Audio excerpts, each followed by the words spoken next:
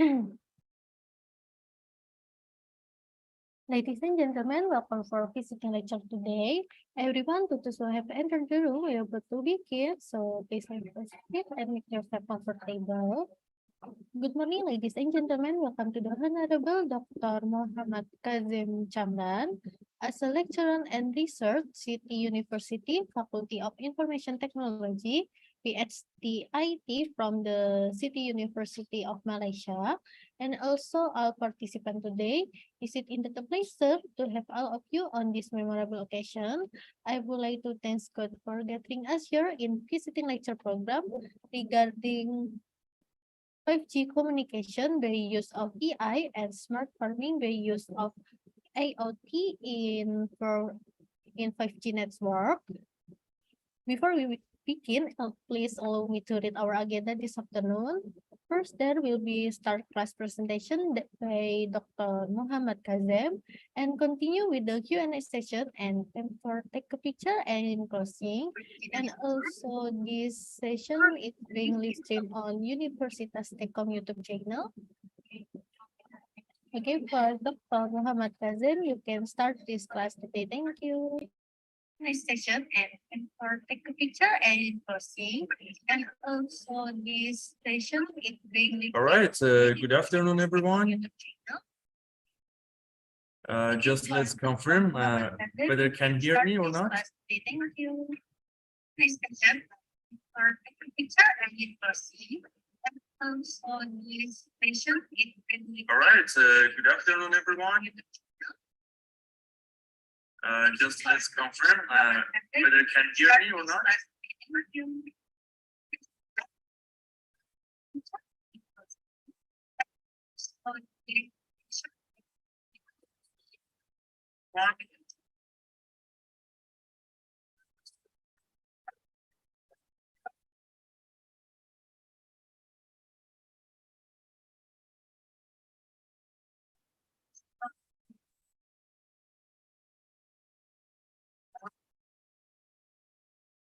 All right, with no further ado, let's start our today's, in fact, mostly discussion. And I'm going to speak about 5G communication by use of AI and the smart farming by use of IoT in 5G networks. So our my today discussion further goes to first a short introduction in 5G system, and then previous research, then testbed, route selection with use of in fact AI and the reinforcement learning, which is type of machine learning, and then I'm going to share with you some of the results from the research that we have conducted in here. And later on, I will extend it further to smart farming and future work and future collaboration. Okay, so let's start with current network shortcomings.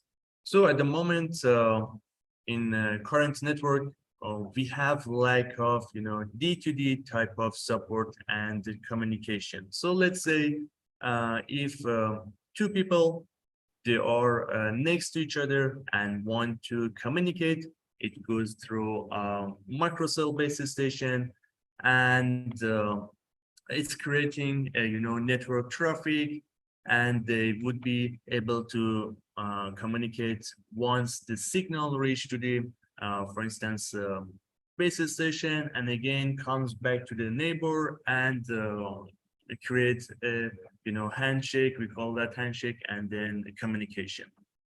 So the high traffic level at when I talk about microcell base station, we are mostly referring to the mobile network that you are using, and for the communication you have to connect to the central network, and that one we call it microcell base station. So I will introduce all these terms in next slide.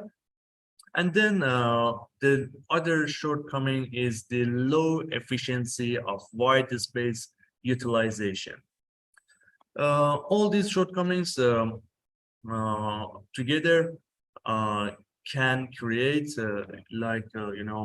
for instance, lack of efficient communication and kind of expensive communication, and we are not having what we expect to have. So let's introduce you some of the terms that I'm going to use for this discussion today. There are two planes, microcell and small cell. So for instance, whenever I'm speaking about the PU is a primary users or licensed users, or when, for instance, you or your friend, anyone wants to communicate with you, you consider as a primary user, okay, or licensed user.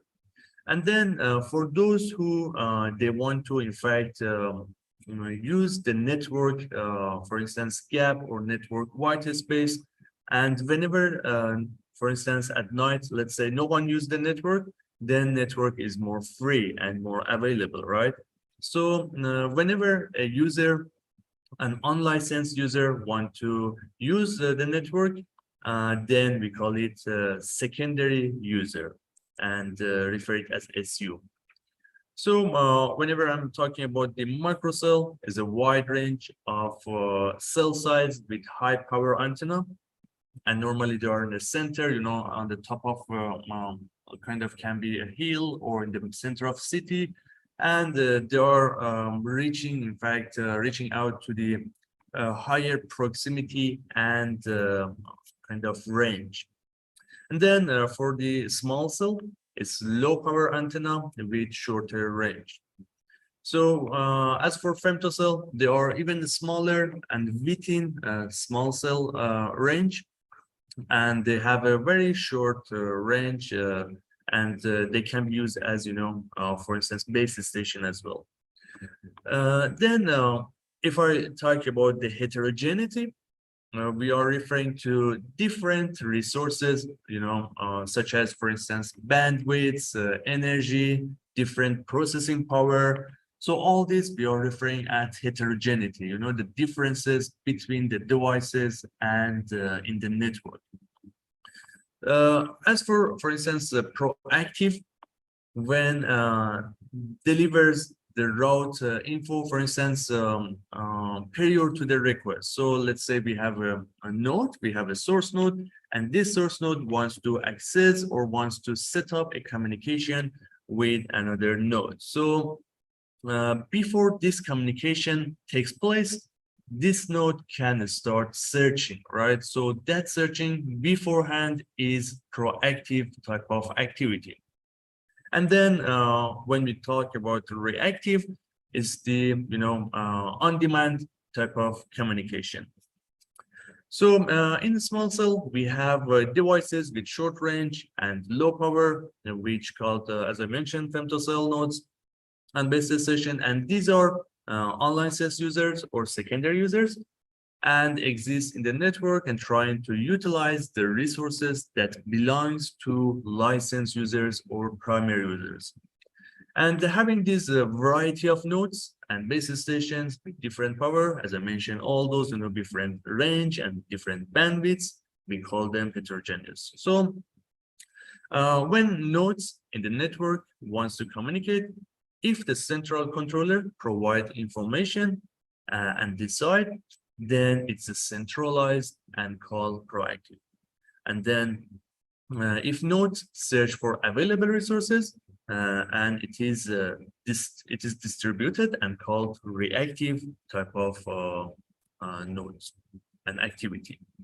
So the combination of proactive centralized and reactive distributed called hybrid type of mechanism.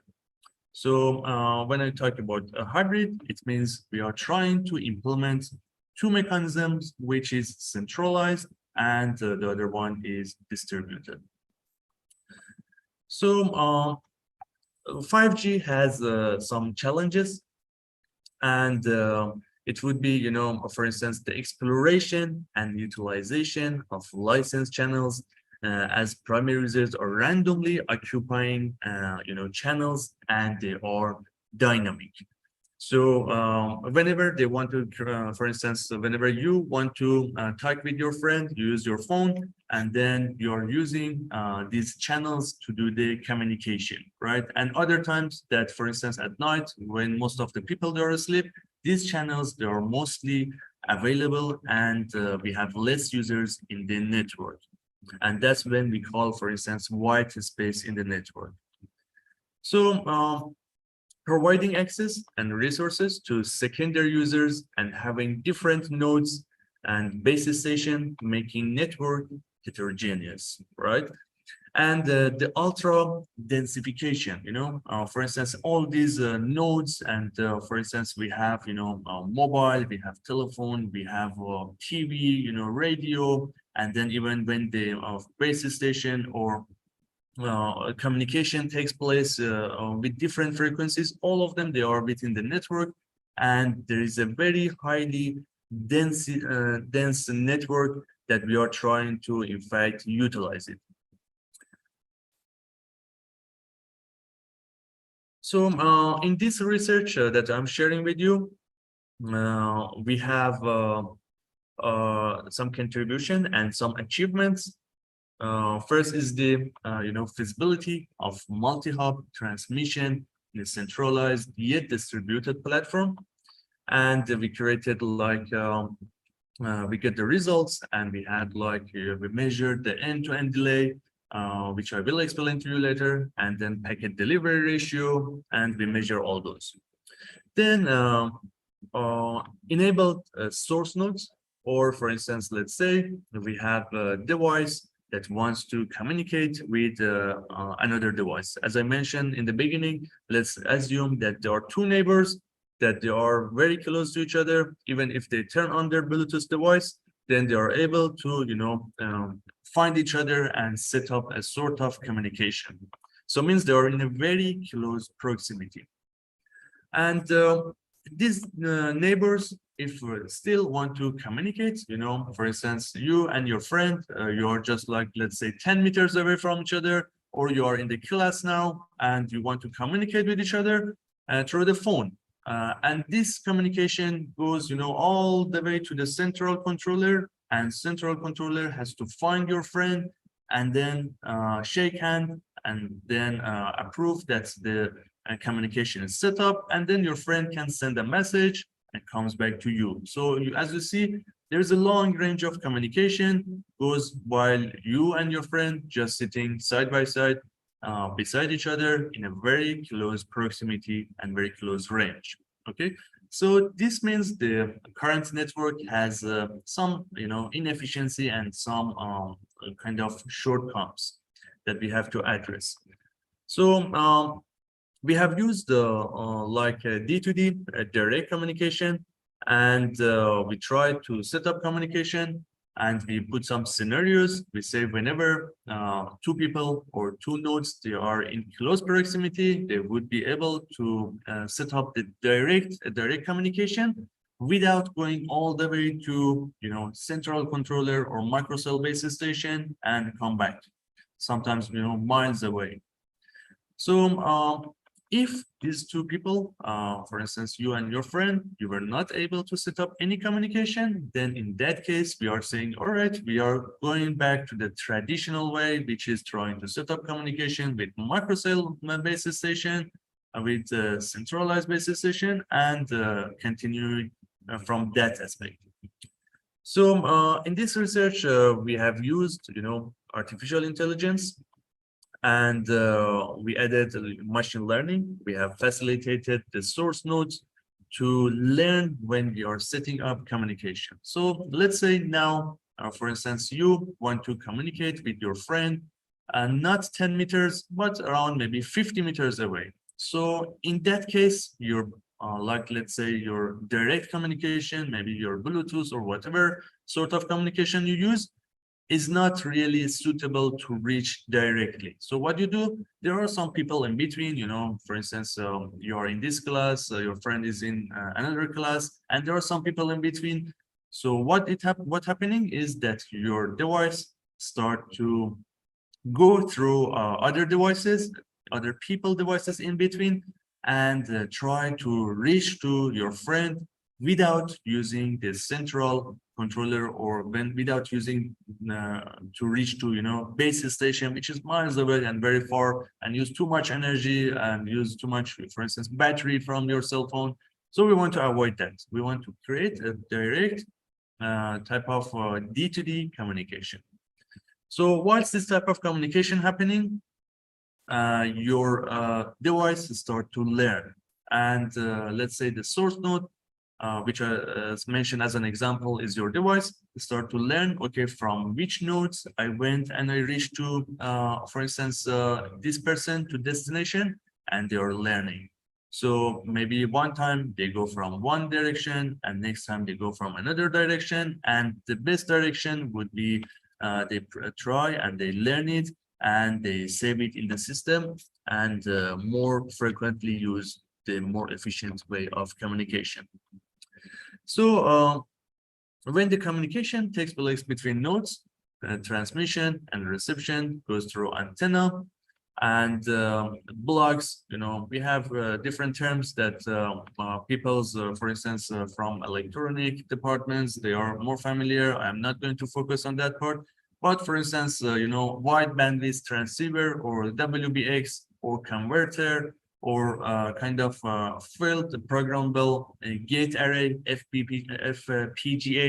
They are using different type of kind of you know, converter and equipment to do all these transactions, to all those transmission and reception. Then the mechanism of nodes in the network can follow a centralized to receive all the needed info from the central controller, and distributed to search for information such as available channel, routes, and you know, find the primary users, because now while we are making a direct type of communication, it means we are trying to use network and not trying to make a call, right? So we are not licensed user. When we are using this direct type of D2D communication, we are unlicensed users, and we want to avoid if there is any primary users in between, okay? Because for instance, those people that we want to channel through their device and reach to the destination, they might, any second, they might want to contact someone and have a communication with their friends and with someone else. And in that case, they consider primary users, and we no longer can use their device because their device is going to be used for them initially. So in here, I have just put a diagram for you to see that, for instance, general form of communication, we have two antennas, like, you know, to reflect, one transmit, one receive, and then just for that purpose. So in solo centralized system, there are issues such as, for instance, increase routing overhead, okay, and creating, you know, due to collecting global information, increase computation complexity, and increase delay for selecting a route. And in the solo distributed, I already explained about each of these terms. So if later you forgot what they mean, you can later on, you know, go back to the first of video and see the meaning of centralized and distributed.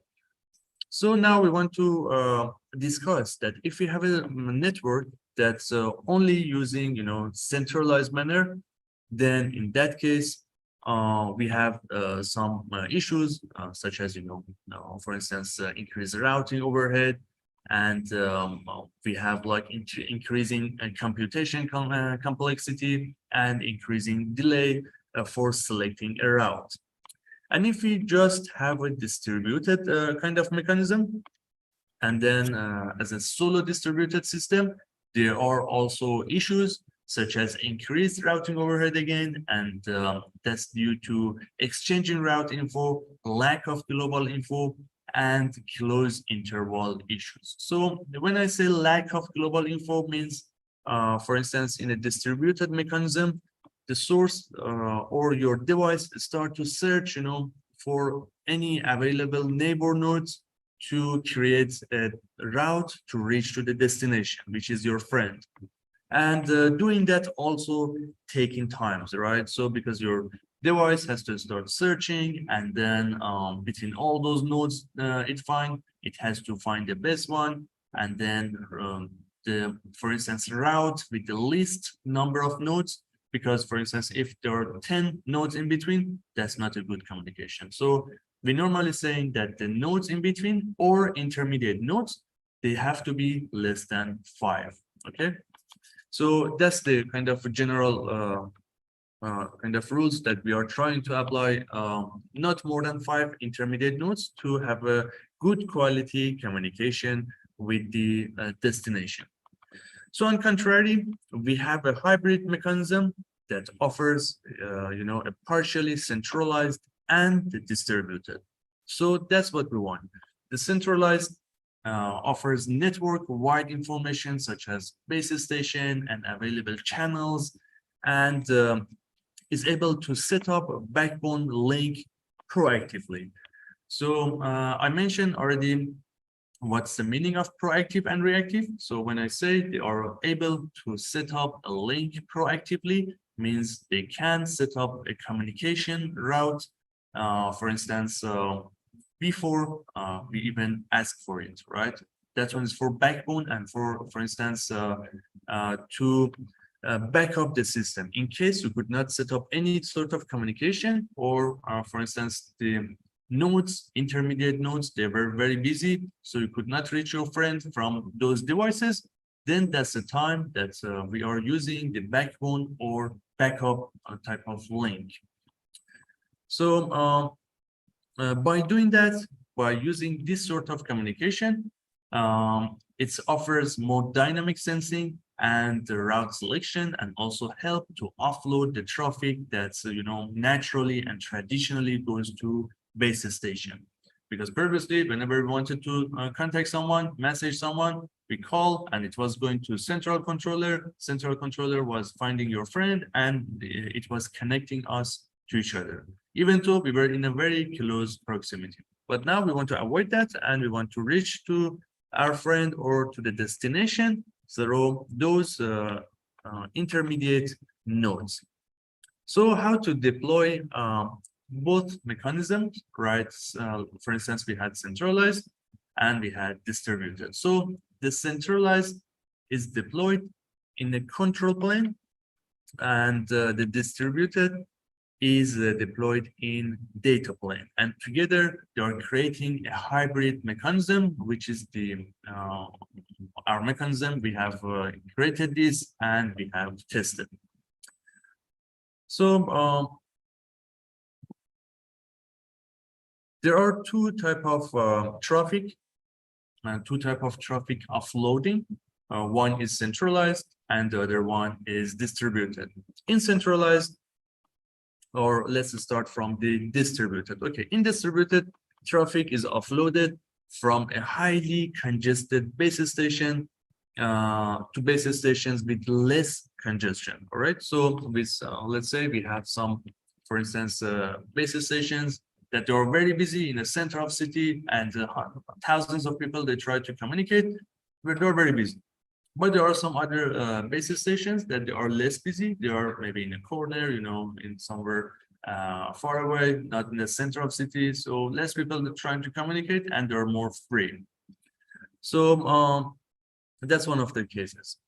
And for instance, microcell to small cell type of communication. So let's say deploying a large number of small cells, helping to achieve ultra densification. Why? Because, for instance, we are trying to use all these small nodes, all the small cells, or all these femtocell nodes in this network, and try to create communication. By doing that, we are creating a device-to-device communication, and we are trying to avoid to go again, to central controller, and reducing the traffic. So that's the aim we have. And for instance, let's say in centralized, and data is collected in different resources and then transmitted towards a destination through different available routes. which is not the focus of this kind of research. So there are references, there are some literatures that I have shared some of them in here with you. From, for instance, 2022, 2019, and so on. There has been many researches and many kind of contributions. So later on, you can refer and check about their works. So let's continue. Hybrid routing in wireless network. So in a wireless network, a hybrid routing is divided into proactive centralized and reactive distributed. So proactive centralized takes place in the control plane and has less dynamicity. It is more stable and initiates proactively and has less energy limit. So it's able to communicate between layers and, for instance, can set up communication between both microcell and femtocell. So that's the characteristic of proactive centralized, which referring to central controller whenever trying to communicate and reach out to those small devices like our mobile phones when we want to talk with our friends. Then as for reactive distributed, it takes place in the data plane and it is less stable and initiates reactively, has a higher energy limits, communicate between nodes and base station of the same network and establish new type of routes. So that's when we are talking about reactive distributed.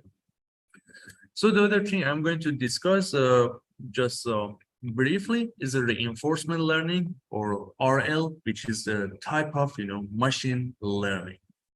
So in future, if you're interested into more type of machine learning, and they are all categorized under artificial intelligence and AI, then for instance you can contact your supervisor, and if you were interested, we can collaborate further in terms of research. So the mechanism that we have offered in here, or we have proposed, is the combination of proactive centralized and reactive distributed to get the advantage of both mechanisms in the system. So in here also, just to simplify it, the hybrid means reactive, for instance, road selection, and then we have proactive. So it goes to the reactive goes to establish the route and between the kind of layers, which I will show you another graph. Then you will understand what does that mean, layers or different planes. Okay, and then establish roads for the proactive road selection, establish roads interzoned nodes. And again, there are several type of there are many research available. For instance, I'm not going into a test bed. It's out of today's kind of focus. And then most of experimental studies I have shared in here, they have focused on different type of application layer, media access on physical layer. So if you're coming from the network type of background, then you're familiar with these type of terms when I'm speaking about the application layer, network layer, physical layer, data link layer, about all those. And there are many articles available. They have done testing, and they have checked and tested the experimental type of testbed and platforms. There are a variety of them available, and in here we have proposed, for instance, the highest number of nodes in terms of testing. Next, communication units. I just roughly show you, is not is out of focus, but just show you in case someone was interested. So we have, for example, source node that they have their own type of, for instance, equipment and different type of mechanism, packet kind of encoder, and then GMSK mode and different type of kind of filtration we go through. And then we have the intermediate nodes, which receive and then transmit to destination.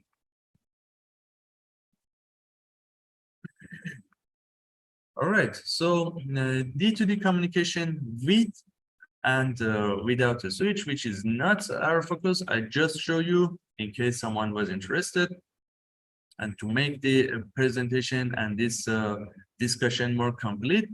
So, for instance, when I'm talking about the, source node towards the destination node. So let's say this is you, and you are trying to reach to your friend, okay? And there are many kind of nodes, people that are walking around or they're sitting, they're in the class, and you're, for example, in the front of class, and someone, or lecture theater, in fact, they're larger. And let's say your phone, if you turn on, let's say, your Bluetooth, your friend is not in your proximity, so you cannot reach directly, right? So you have to you have to utilize the available devices and nodes in between to reach to the destination, okay? So this means of intermediate. So when I talk, for instance, when I say a node as an intermediate node, means, for instance, this device, this one, FC1, FC2, FC3, FC4, they are intermediate nodes, and we are trying to use them to reach to our friend, which is the FC destination, or FC is referring to femtocell type of destination. And we have tested, for instance, in terms of using Wi-Fi, and in a separate type of processing units, for instance, one time, initially, all the tests was conducted by using only, for example, one PC, and then we were trying to connect them by wire to test this type of communication. And then further on, we started to further develop and make all the communication through Wi-Fi and wireless. So then all this communication, the difference is that they are no longer requires any kind of RS-232 or any type of cable to create the, the handshaking type of communication.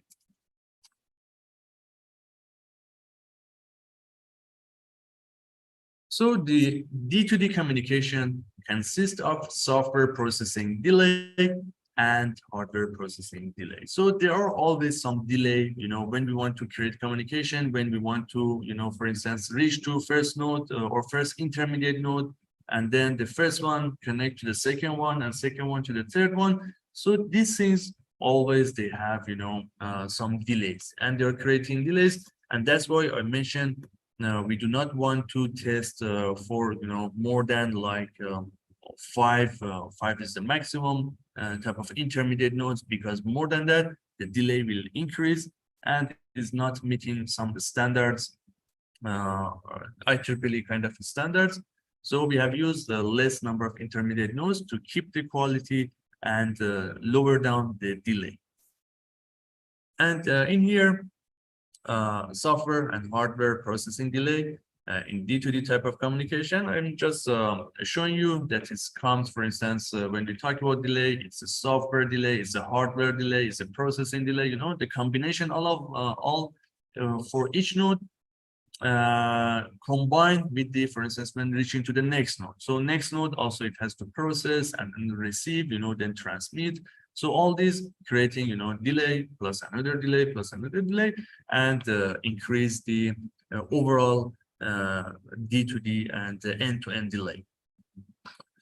So as for software processing delay, we are referring to processing unit, which can be, the computation, and then it's referring to encoding, modulation, conversion, processing packet, and all those.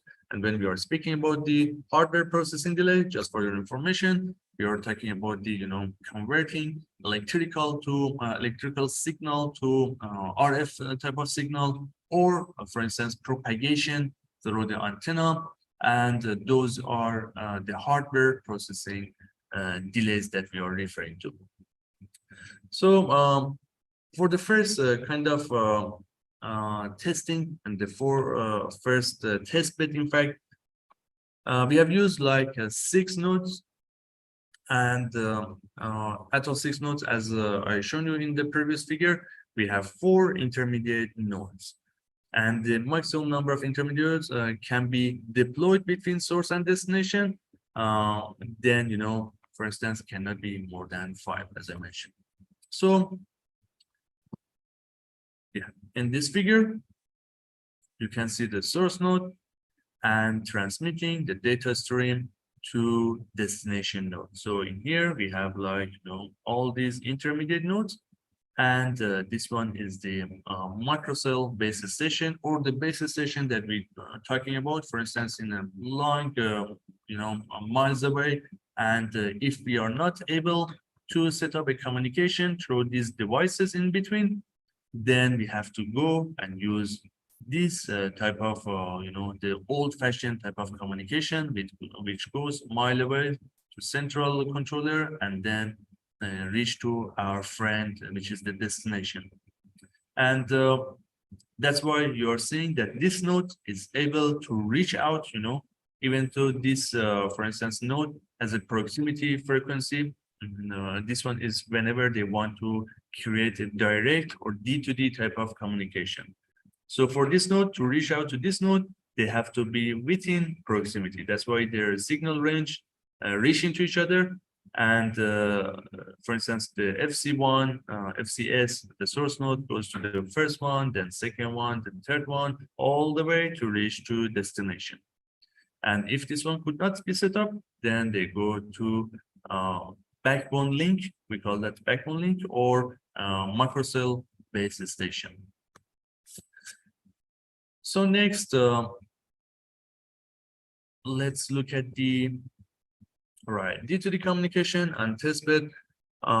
This is our second testbed. So in second testbed, we added to the nodes, and initially we just tested. We wanted to see, okay, when we want to set up the communication, we have only one route. This one we call it route. Okay. So we have only one way or one route to reach to destination. And if this one didn't work, we have one backbone or backup link, okay? But now in the second experiment, I want to show you, okay, in here also I'm showing you the control plane and data plane, okay? So when we are talking about data plane, it means all the nodes that they are communicating, for instance, in D2D type of communication. So each of these nodes, they are able to reach the nodes in proximity, and they are able to make communication. So we have for instance, in a way to illustrate, then we create those for instance, communication link. In fact, these lines, they are showing that these nodes, they are able to reach out to each other. Okay, so we don't have much space to show in a real, for instance, scenario, but when you see the link between them, it means they're able to create and make a communication in a sort of D2D, a direct type of device-to-device communication. Okay, and then this one is the microcell base station, or the centralized kind of base station, which is in control plane, and it has the higher range and higher power consumption, and can reach out in miles away to any of these nodes. But at the moment, these middle intermediate nodes, they are not important. We just want to focus on the source node and destination node. So when the source node want to reach out to the destination node, we have how many routes? We have the first one, one, then second one goes to from FCS goes to, let's say, FC2, and then FC5, and then FCD. Or if the third route, it goes from the FCS, goes to FC3, and then FC, what's the number? FC6, and then the destination, right? So we have 3 type of D2D route, and then one as a backbone link. So altogether, we have 4 routes to reach out to the destination. Then next one, this is just a platform I'm showing you. We have tested in a different type of way with different devices. And we are referring back to our diagram. which I shown you just now. In reality, of course, we don't see them like a layer, and we see them, they're all in, for instance, in a space, and then on the ground, right? And then they're trying to reach out to each other, and in case they couldn't reach, they use the microcell base station, and they create the communication. Next, we increase the number of nodes. So let's say we, because in the previous one, we had only, we had 2 rows of them and there were 6 of them. But now we have increased to add some scenarios, right? So we don't want to say all these nodes, for example, all the routes, they have like 2 intermediate nodes. We want them to have some 3 intermediate nodes, some of them 2 intermediate nodes. And there is one backup link which goes through the microcell base station. So we want to create the heterogeneity and also different type of routes. And we want this source node. Now we want to add, for instance, machine learning. So when we are adding this type of learning, we want the source node to start to learn, in fact, learn that whether should I go from this route or I should choose a shorter route, because a shorter route means for instance, from this route, within, with use of 2 intermediate nodes, it can reach to destination. So we have some assumption as well. So let's say, for instance, if you are using, if the source node using this route is shorter and by use of 2 intermediate nodes can reach to destination. But if, for instance, choose the first one or second route, it has to go through 3 intermediate nodes, which has higher delay. It has, as we mentioned, for instance, it has to go through the, software processing, hardware processing, and in the end, we will be having like higher end-to-end delay. So we want to reduce that. And the source node has to be smart and learn, right? So maybe one time try this and see how many milliseconds is going to take. Then going to try this, see how many milliseconds going to take, and then try this. It will see how many milliseconds going to take. But this is not the only kind of issues that the source node has to solve. The other issue is that any of these any of these intermediate nodes, because there are also devices, they might want to suddenly contact someone, and whenever one of them start to contact, then they will be out of this route. Okay, so for instance, we will look at it a bit later. So whenever one of them start to communicate, then it would be considered as primary user and it would be out of this route. So in here, I'm just showing you, I do not expect now for you, for instance, to understand all this, but this is an algorithm, for instance, initial way that we say, for instance, the source node trying to reach out to destination. So if, let's say, for instance, we have, each of these, we call each of these routes, we specify them as K. K means the route, for instance, route 1, K1, K2, K3, K4. So in here also, we are referring to the same way. For instance, we have the K1, which goes to the microcell base station, is the, the traditional way. Then we have the K2, FCS, FC1, FC4. So you can see FCS and then FC1, FC4, and then, K3 and K4. So each of them, they have different kind of specification, and we try to reach out to the destination. So overall, in next kind of experiment, we have like 9 nodes. So the D2D route selection mechanism from the source node follows the K2, K3, K4, and then K1, as I have arranged them in here. Okay. So let's look at the scenarios I was talking about right now.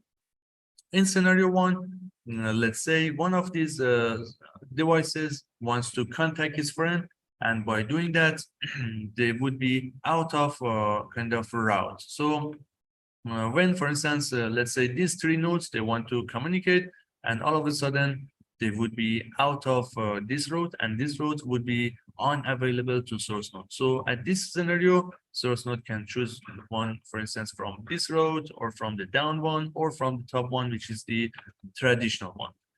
So let's say now one of these nodes from this route also want to communicate with his friend, and then we say this route also, these two of them, and they would be out of the selection for this source node, because it doesn't matter if three of them try to contact their friend or only one of them. As long as one of them try to contact, then they would be out of selection. And then in the next scenario, it would be like one device from each of these routes try to communicate with their friends, and they will be out, which in this scenario, the source node has no option except to use the traditional way, which we use as backbone nodes, backbone link. So in here, the first scenario, K3 is occupied, so the source node has to select between K2 and K4. So I just passed these things, but later on, if you are interested, you can come back and look at the figure and try to understand. So when for instance, the first route is occupied, then you can see that one of them, for instance, one of the routes in here is blocked, and you can identify them from the K, for instance, 1, and then from K2. And then in the next scenario, you will be able to see that there is another one occupied, and for third scenario, you will see another one. That's all these routes are occupied. Okay, so this hashed one, it shows that the roads are occupied. So to not let you feel bored, I will speed up in here. So we have gained some results, and we have achieved the, for instance, trying to measure the day-to-day type of communication, and then try to measure the packet delivery ratio, and we have measured them. The delay, end-to-end delay, the packet delivery ratio, and we have identified that, for instance, when we are using the D2D type of communication, not necessarily you have the fastest communication, but you have some other benefits, or you are giving some other benefits to network, which is reducing or offloading the traffic from the base station. So next, I want to share with you quickly about smart farming by use of IoT in 5G network, because whatever now we discussed, this was about the D2D communication and 5G. Of course, we applied machine learning, then devices start to learn and understand which kind of direction is better to reach to another node, right? So we want to use this concept and put it in smart farming. So this one would be very short, but very interesting, because this is our next research. We are, in fact, doing that, and we are busy doing this.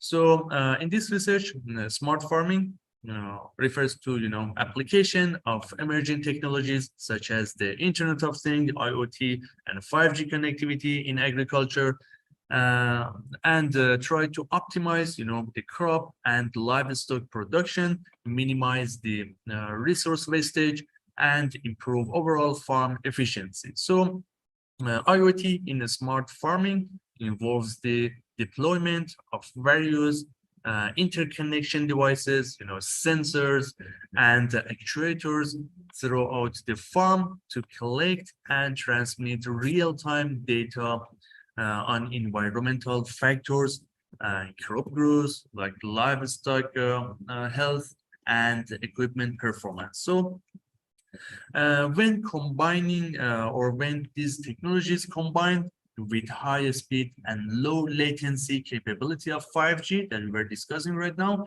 then a smart farming system can provide a faster and more reliable data transmission, and enabling, seamless communication and decision making in real time. So decision making, it means each of these nodes has to be able to learn and then later on make a decision. Okay, if any other nodes is not, intermediate nodes are not available, in that case, I'm going to correct and create the communication through another node and reach to destination.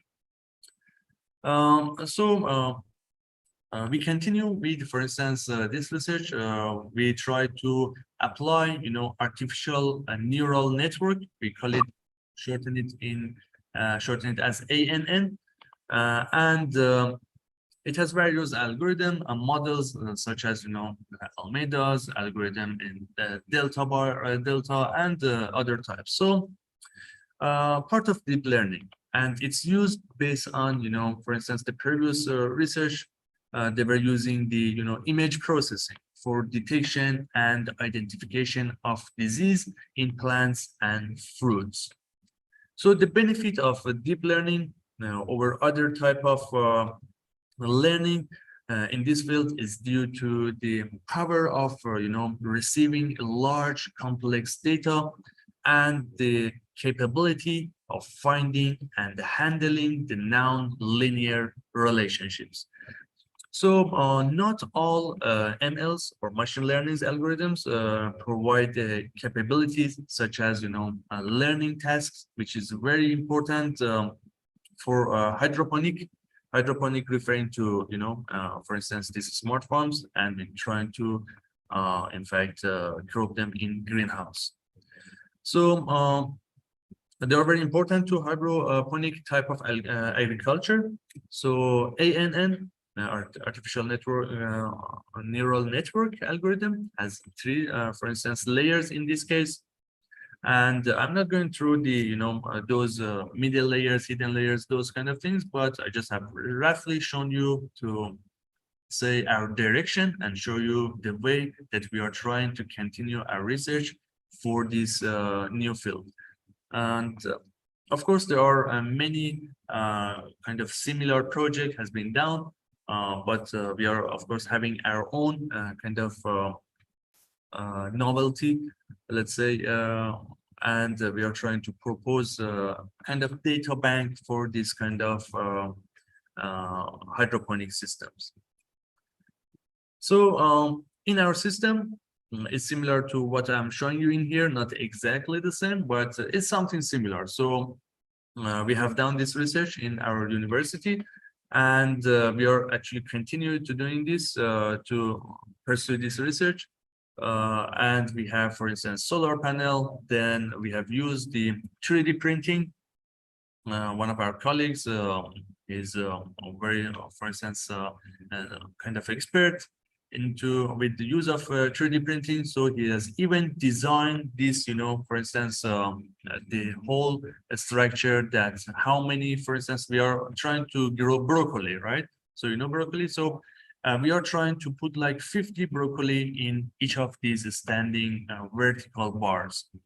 And we have the solar panel, as well as we have the water tanks, we have the sensor pipe, for instance, the pumping water, which goes up and then start to irrigate and giving water to, for instance, to each of these broccolis. And then we have to have, reserve banking power or such a battery to save the power whenever it's sunny during the day. And in Malaysia, also same as Indonesia, we have we consider like tropical, and many of the days might rain. So we have to save the power, and then those days or at night when we have no light, then it has to continue and provide energy for the pumping, for the sensors. Let's say we have the humidity sensor, and we want to, now this one is outside, but for instance, this example is outside, but we are continue this research in a greenhouse, in a small greenhouse that already has a, it's already covered. So we're keeping the temperature between 27 to 30 degrees, and then the humidity between 80 to 90 degrees, depend of course on season as well. And then we provide like 40 ml fertilizer, which use like for 10 liters of water. And when I say 10 liters of water, this, for instance, each of these vertical bars, they are using this 10 liters water in a week, not in a way, in one day. So we have in fact reduced, the wastage, and we have created a very, in this way, we are in fact reducing the water consumption, the energy consumption, and we are trying to still optimize it anyway. And next, this is just a simple dashboard I'm trying to show you, but it's not complete yet. And in dashboard, for instance, we are monitoring the temperature, humidity, water level, solar voltage, battery saving percentage, and some other, for instance, we are checking the, the acidity of soil and all those data. So we are receiving these data and at the moment we are trying to store them, and later on we are analyzing and performing some data learning and training for these data that we are gaining every day, we are receiving every day. And anyway, this one is live, and I have, if you want, I can share you with the link. Then you can go check, for instance, the temperature, humidity of our project. But it's not complete yet, and we're still working on it.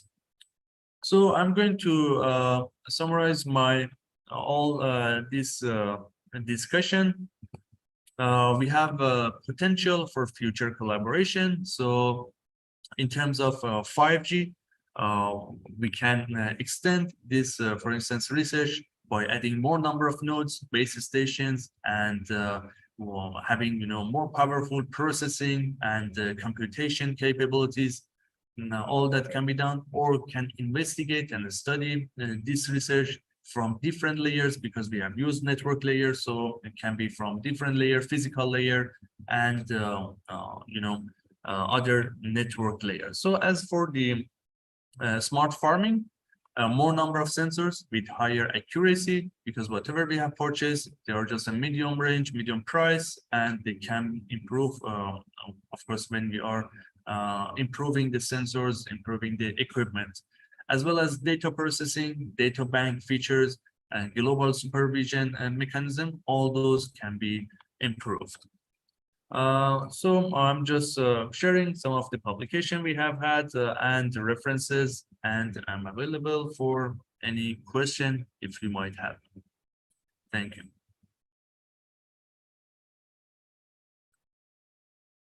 Ms. Novita, if there is any question, then I am here to answer the audience. Okay, thank you so much for your presentation. For all participants, if you want to ask question, you can raise your hand or you can write in the room chat.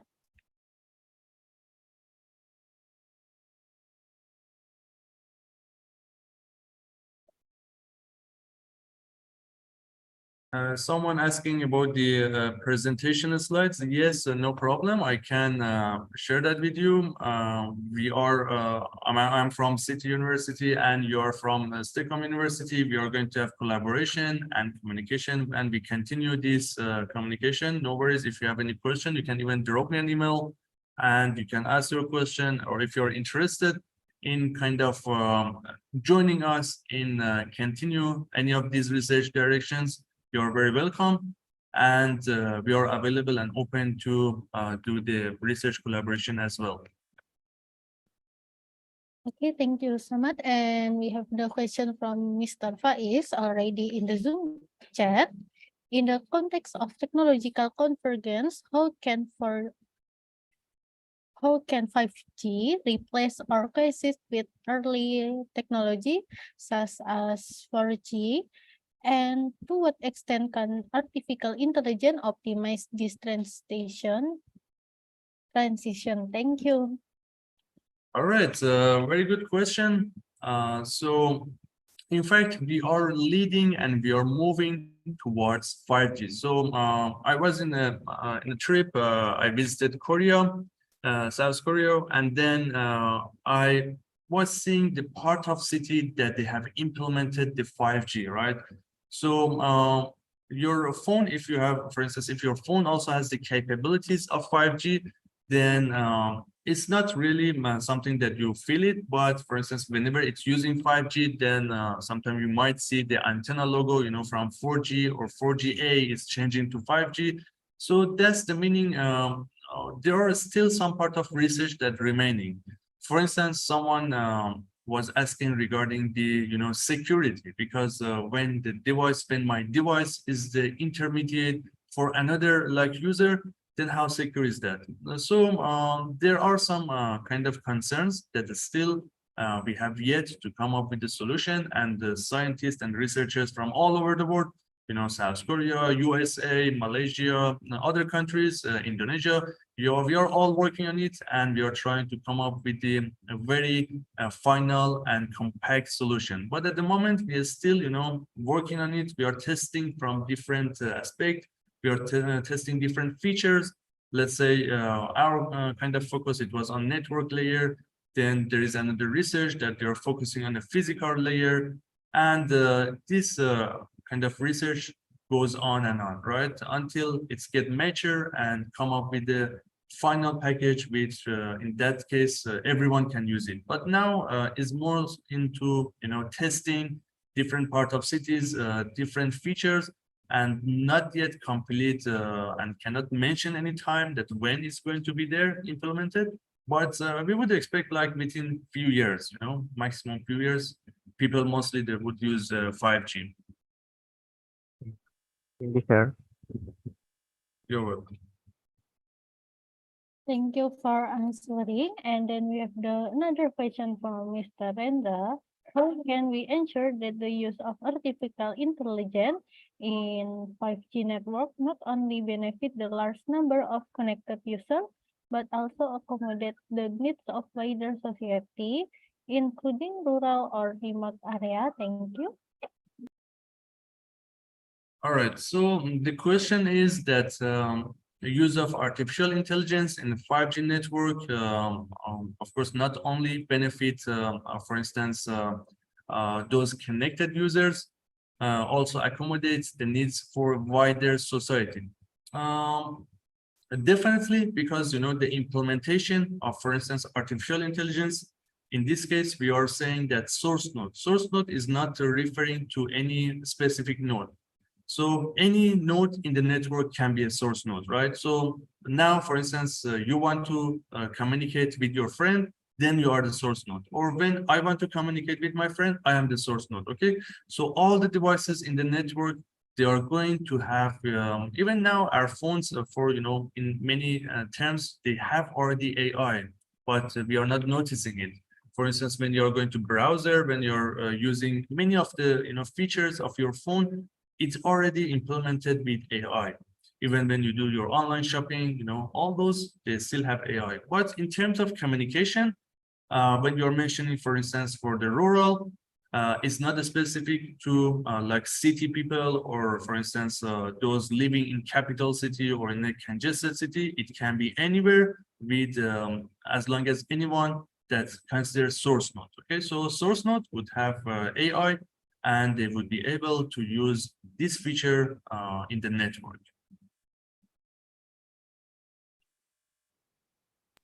Thank you so much for answering. And then the last question from Mr. Jogatama from audience in the YouTube. How do beamforming and massive MIMO technology in 5G network interact with artificial intelligence algorithm optimize spectrum usage and network performance? Thank you. All right. To be honest, I didn't get this question very well, but you're asking about the physical network. Am I right? I'm trying to.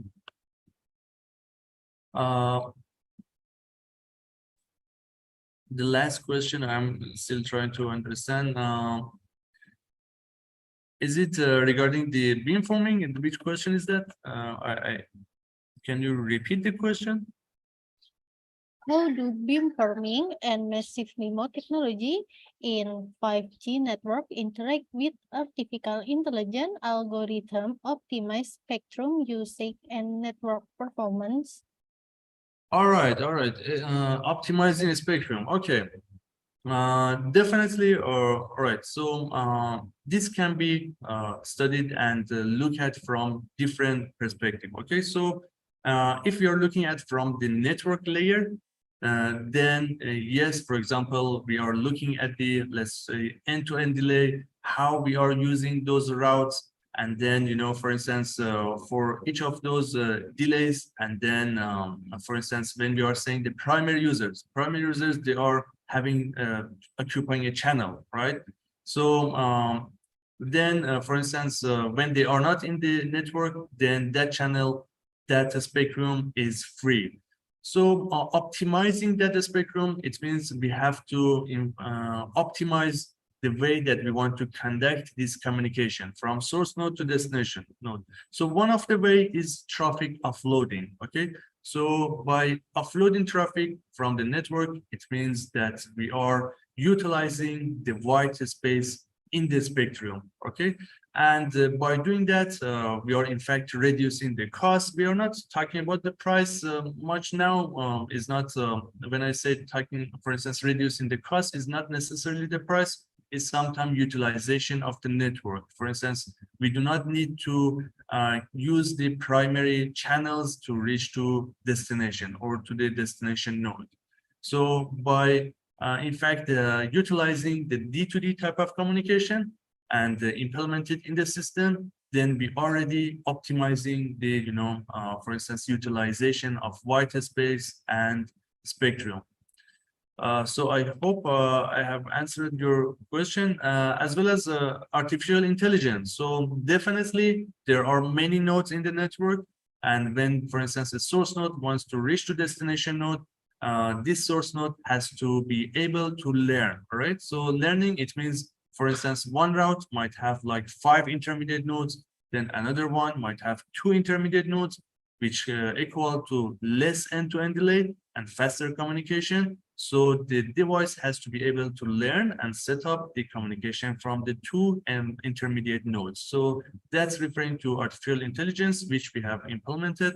And we have tested in the network layer, but still there are lots of research requires for complete package. Okay, thank you for answering. I think it's very clear answer from Professora.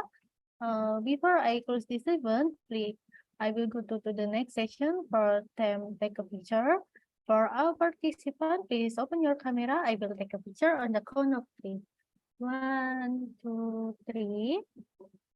Okay, another one. 1, 2, 3. Smile. Thank you. Thank you for your keen cooperation.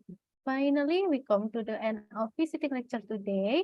We would like to say thanks to Dr. Mohammad Kazem Chamran for the wonderful information and sharing your knowledge. We hope this information will be beneficial for our audience. And thank you for all participants for attending at the class until last session. At last, we hope to have more collaboration in the future with City University from Malaysia. And thank you for all participants, and have a nice day and goodbye. Goodbye. Thank you so much for Dr. Kazem. You're welcome. Have a nice day, everyone. Bye. Goodbye.